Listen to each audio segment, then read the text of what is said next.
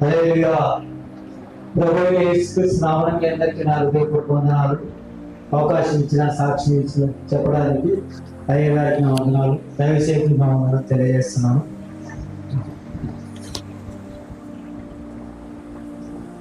నేను ఇక్కడికి వచ్చినప్పుడు చాలా ఆలోచించేవాడిని, కానీ నేను మొదటిగా కళ్యాణ్ సార్ నన్ను పిలిచినప్పుడు సరేలే అన్నాను.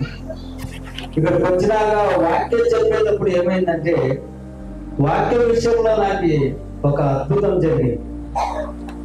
వాక్యం ఎంత చదివినప్పుడు దేవుని ఆత్మ మనకి ఎంతగానో పనిచేస్తుంది కదా, దైవసేవకులు చెప్పే మాట ఇది కరెక్ట్ కదా.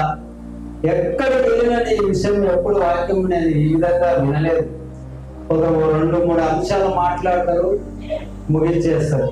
కానీ అయ్యగారు వాక్యం చెప్పేటప్పుడు నా హృదయం కదిలింది. ఓహో, వాక్యం అంటే వాక్యం ద్వారానే మనకి ఆరోగ్యం, వాక్యం ద్వారా అద్భుతం. ఎందుకంటే నేను కూడా సేవ అంటే, సేవకులు అంటే నేను ఇష్టపడేవాడిని కాదు. అది ఏదో ఊరికే ఆడుకు తినే పని, బైబిల్ పట్టుకుని తిరిగాడంటే, యేసు ప్రభువు రోషం కలిగినాడు కాబట్టి నేను ఆ తండ్రినే పట్టుకున్నాడు. నేనే చేయాలని దేవుడు నన్ను ఏర్పాటు చేస్తున్నాడు. అలేలుయా. నేను దేవుడికి లొంగుకుంటే ఒక భయంకరమైన యాక్షన్ చేయించి తర్వాత నన్ను బాగు చేయించి సేవ కోసం నన్ను నిలబెట్టాడు ఆయన. ఎందుకంటే సేవ చేసే దినాల్లో నేను అనేక సేవకుల్ని నేను ఏర్పాటు చేసినాను. మీరు బైబిల్ పట్టుకుంటే బతుకుతారా? ఏమి బైబిల్ వాక్యం తెలియదంటున్నారు, నాకు బైబిల్ నేను చదవలేదంటున్నారా? చిన్నప్పటి నుంచి నేను బైబిల్ గురించి నాకు బాగా తెలుసు. ఎందుకంటే నేను గొప్ప చెప్పడం లేదు, నిలబడి సాక్ష్యం చెప్పాలని.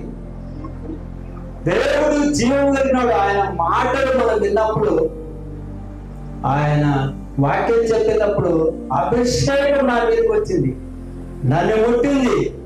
అప్పుడు నా జీవితం నేను అనుకున్నా, అయ్యగారి వాక్యం ఎంత అద్భుతంగా ఉంటుందని ఆశపడి మూడోసారి ఇక్కడ రావడం. హల్లెలూయా. దేవుడి కార్యం చేసి స్తోత్రాలు. హల్లెలూయా. దేవుడికి మహిమ కలుగుగాక.